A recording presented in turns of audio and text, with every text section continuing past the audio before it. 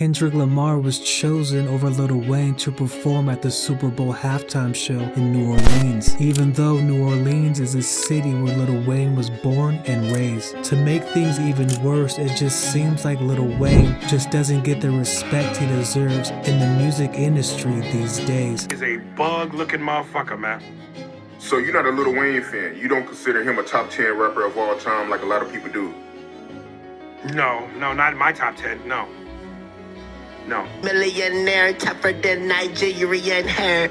My criteria compared to your... If you actually go back and listen to the record, it's just like, what's he saying?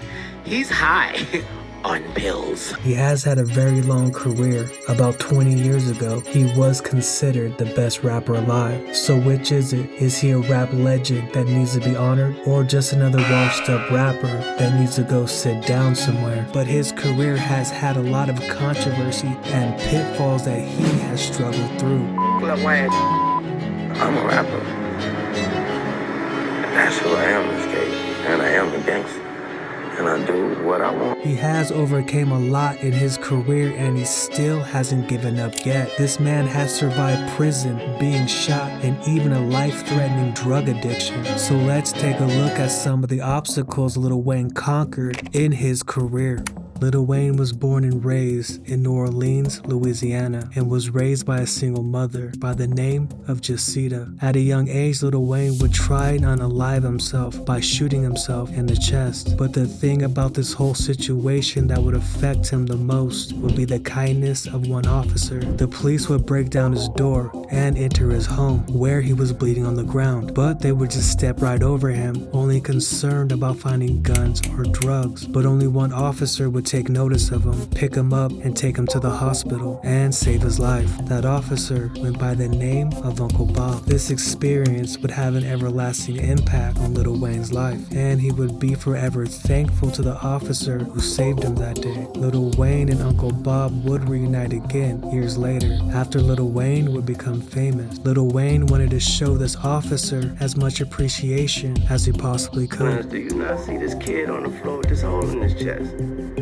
Say, you drive, pick me up, brought me to the hospital. He didn't drop me off at the ambulance and say, you take him. He brought me to the hospital room and made two and stood there and waited till the doctor said he's gonna make it. Lil Wayne would sign to Cash Money Records in 1995 at the age of 12. He would be a part of the group The Hot Boys, and they would release a number of successful albums. In 1999, he would release his first solo album, followed by another. Lil Wayne and Baby would attract a lot of attention from the music industry, but not for their music. In the early 2000s, Cash Money Records would lose their top-selling artists, Juvenile and BG. They would also lose their super producer Mannie Fresh, who produced most of their hit records. Most people thought it was over for Cash Money Records, but Lil Wayne would put this label on his back at the age of only 18 and take Cash Money to the top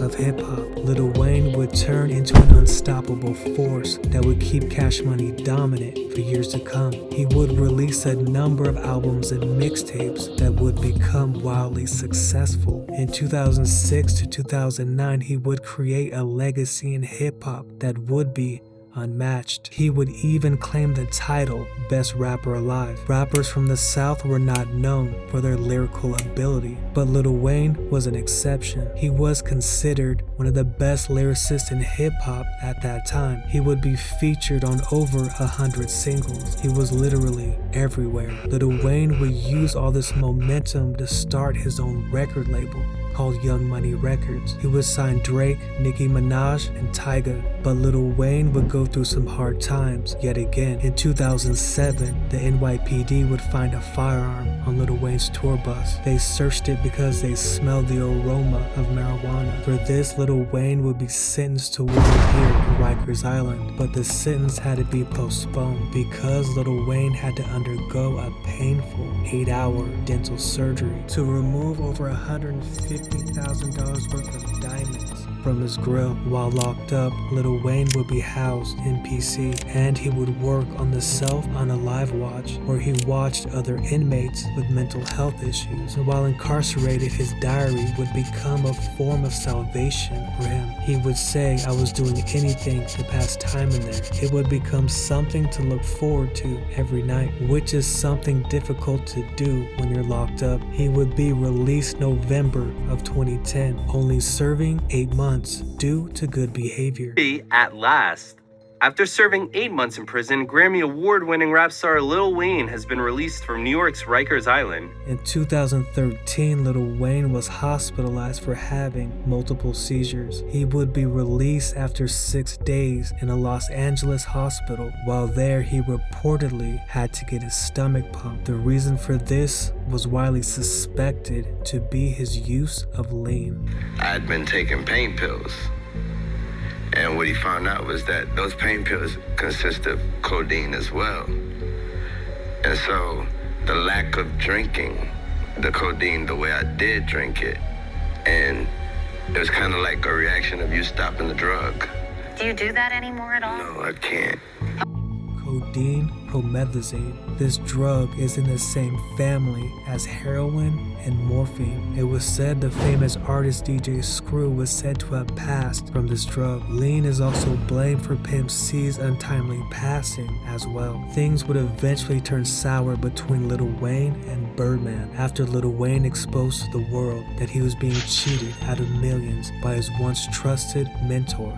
Once father and son with an unbreakable bond, they would start a beef lasting for years. This public feud would spark an outcry from other rappers and fans for Lil Wayne to be paid his money and given his independence from Cash Money Records. In 2014, after discovering his album The Carter 5 would be pushed back, Lil Wayne would tweet, "I want off this label and nothing to do with these people. But unfortunately, it ain't that easy. I am a prisoner to my creativity." January 25th, 2015, after the album still hadn't been released, Lil Wayne would file a $51 million lawsuit against Cash Money Records. The lawsuit sought to release Lil Wayne from his contract with Cash Money and Birdman. Among those who were angry at Birdman for his mistreatment of Lil Wayne and Drake was Jay Prince. Lil Wayne or Birdman? Oh man, Lil Wayne, that's a no-brainer. No-brainer. That's a no-brainer. That's a little homie. You know what I mean? And Pay off your son and Lil Wayne. Is the money still there? it had to be somewhere. You know what I mean? So wherever it's at, you know, we have to reach and grab it, even if it's in his ass.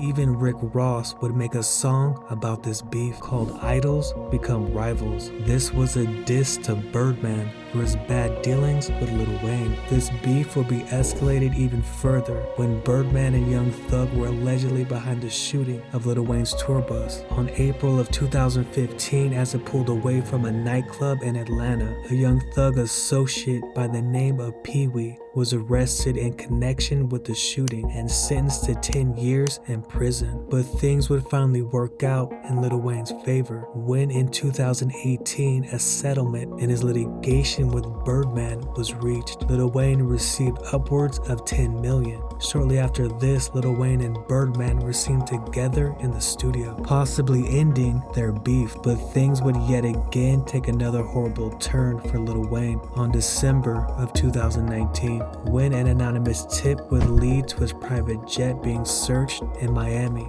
During the search, police would find a gold pistol with a pearl grip. Lil Wayne claimed that he received it as a Father's Day gift. He would be federally charged and face 10 years if convicted. During this time, Lil Wayne would sell his masters for $100 million, and he would become a Trump supporter. Trump would give Lil Wayne a last-minute pardon during his first term, saving him from going to prison. Which brings us to 2024. Jay-Z, whose company, Roc Nation, who works with the NFL, chose Kendrick Lamar to perform at the Super Bowl halftime show in New Orleans. They would release a statement saying Kendrick Lamar is truly a once-in-a-generation artist and performer, but Jay-Z is being called out for not choosing the New Orleans native Lil Wayne. In an Instagram post, Lil Wayne would reveal that he'd been fighting for the coveted spot for years. That hurt.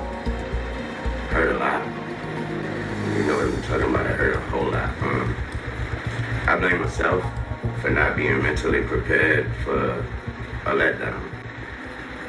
Kendrick Lamar would name drop Lil Wayne in his song Washed Out Morals. And he would say, I used to bump the Carter 3. I held my rolly chain proud. Irony, I think my hard work let Lil Wayne down. Then he would go on, won the Super Bowl and Nas only one to congratulate me. All these agitated, I'm just glad they're showing their faces. This would spark rumors of a possible Lil Wayne Kendrick beef. Lil Wayne would respond on a post, man, WTF, I do. I just be chillin' and they still come from my head. Let's not take kindness for weakness. Let this giant sleep, I beg you all. No one really wants destruction, not even me, but I shall destroy if disturbed.